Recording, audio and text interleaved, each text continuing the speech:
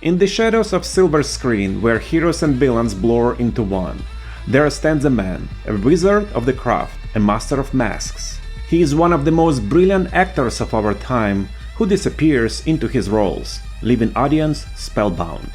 Today, we unravel the mystery of Ralph Fiennes through rare tales, hidden truth, and the suspenseful moments that shaped his legendary career. Buckle up, because this journey is about to get mystical, thrilling, and a little bit fun. This is the story of Ralph Fiennes. Born on December 22, 1962, in Ipswich, Suffolk, Ralph Nathaniel Twistleton Wycombe Fiennes was the eldest of 6 siblings in a family brimming with creativity.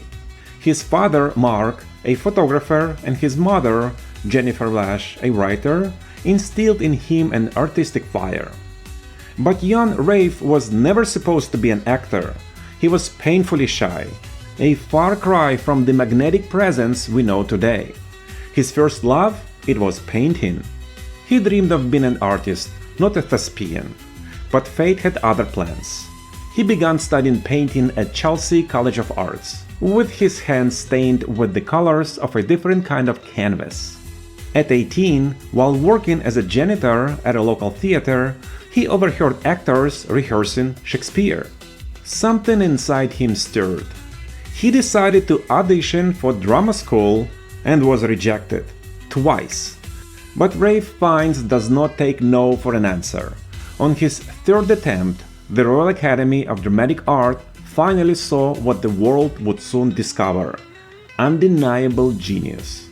Ralph wasn't just a student of drama, he was a descendant of Norman lineage. His surname, Fiennes, traced back to medieval knights. A warrior's blood coursed through his veins, and soon he would wield that ferocity on stage like the Royal National Theatre, where he became a Shakespearean prodigy. Little did he know, his first brush with the screen would be a storm of controversy. In 1992, Ralph made his first film debut as Heathcliff in Emily's Bronte Wuthering Heights. It was a brooding, windswept role, a perfect entry for a stage actor stepping into the cinema. But his second film, The Baby of Macon, directed by the avant-garde Peter Greenaway, plunged him into darkness. The film, a provocative masque about a miracle child, stirred outrage with its explicit themes. Ralph later confessed it left him deeply disturbed, as if he would peer into a void he couldn't unsee. Back into 1990, Andrew Lloyd Webber was desperate. His Phantom of the Opera film adaptation was stuck in development hell.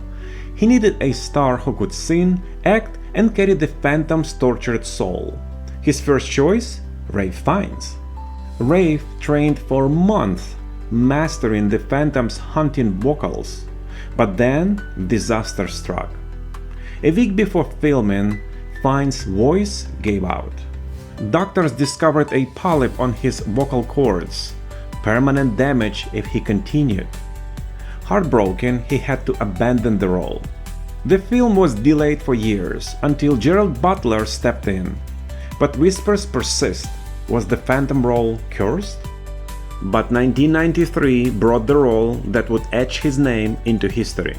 And it came with a chilling moment on set.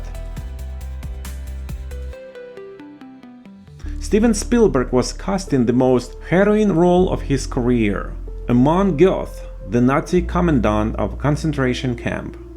The studio wanted a big-name villain, but Spielberg had one name in mind: Ralph Fiennes. There was just one problem: Ralph was too charming. Spielberg needed a monster, so Fiennes did something shocking. He gained weight, grew a mustache, and studied Göth's real-life mannerism until he became him. But the transformation came at a cost. During filming, Fiennes stayed in character offset. Even crew members avoided him. Ralph transformed into a figure of pure evil. His performance was so hauntingly real that when a real-life Holocaust survivor met him on set, she began trembling uncontrollably. To her, Ralph wasn't an actor, He was Göth reincarnated, down to the cold glint in his eyes. She thought Göth came back from the dead. That moment shook Ralph to his core, a testament to the depth of his immersion. Fiennes was so disturbed, he later admitted he couldn't watch the film for years. For his portrayal, he earned an Academy Award nomination for Best Supporting Actor, and the world took notice of someone who could embody the darkest corner of humanity.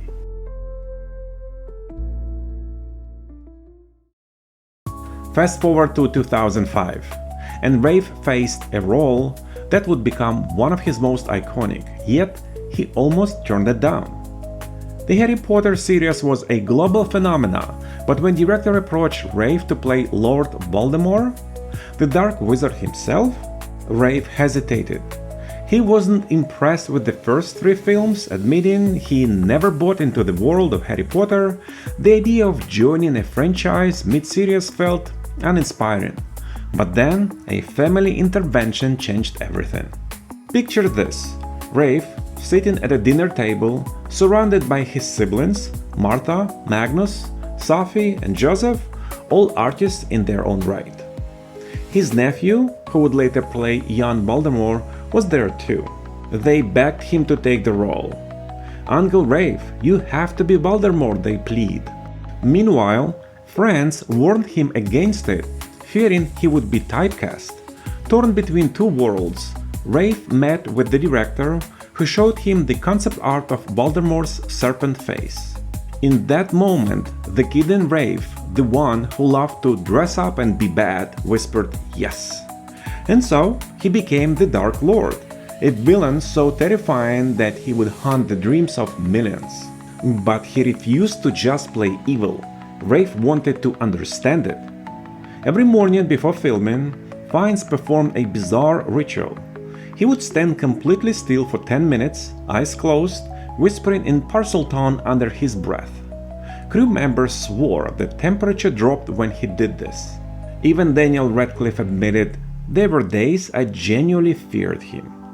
But offset, Fiennes was the opposite. He would crack jokes between takes, once even sneaking up behind Alan Rickman in full Voldemort makeup just to scare him.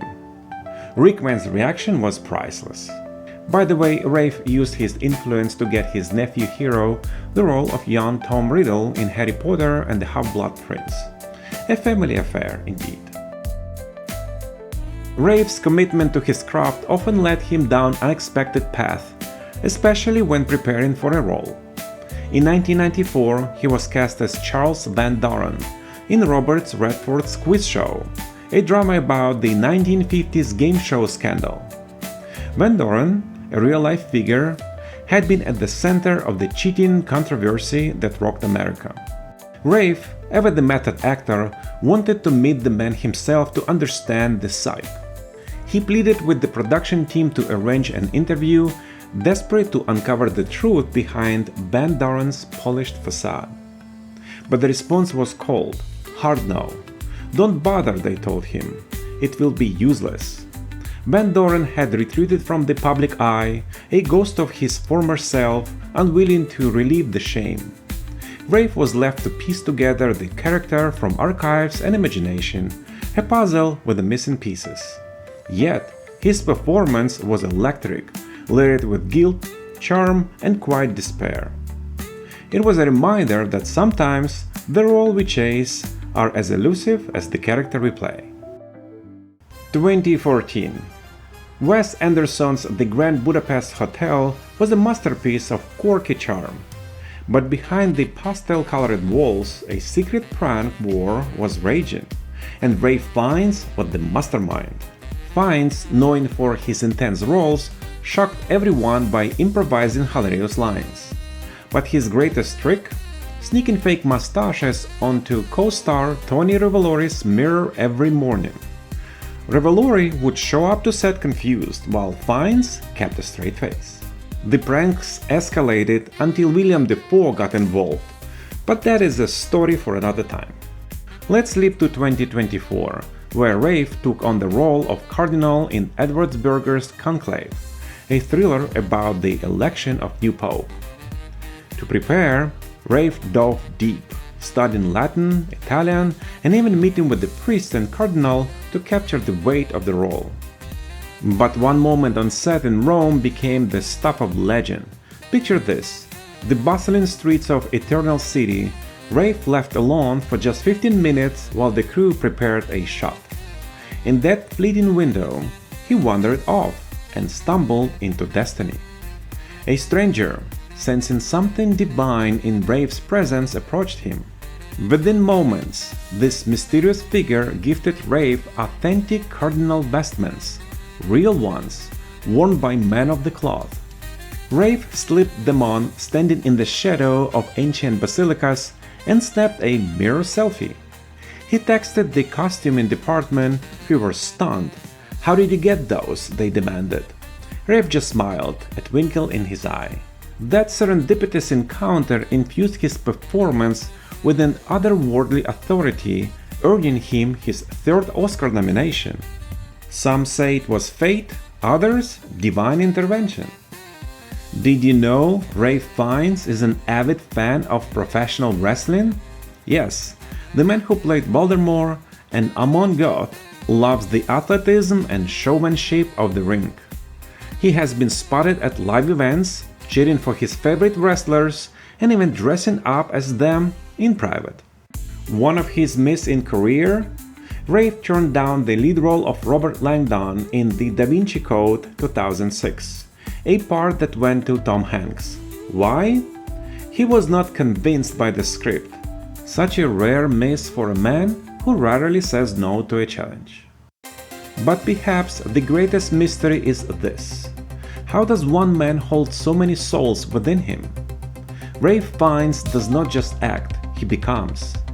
And in that becoming, he invites us to peer into the abyss of our own humanity. So the next time you see his name on the screen, remember the stories behind the mask, the struggles, the serendipity, the sheer magic of Ralph Fiennes. He is a trickster, a man who dives into the abyss of his roles and emerges transformed. Whether he is a Nazi, a wizard, or concierge, one thing is certain: the real mystery is Fiennes himself. And perhaps that is exactly how he wants it. Thank you, and until next time, keep watching the shadows.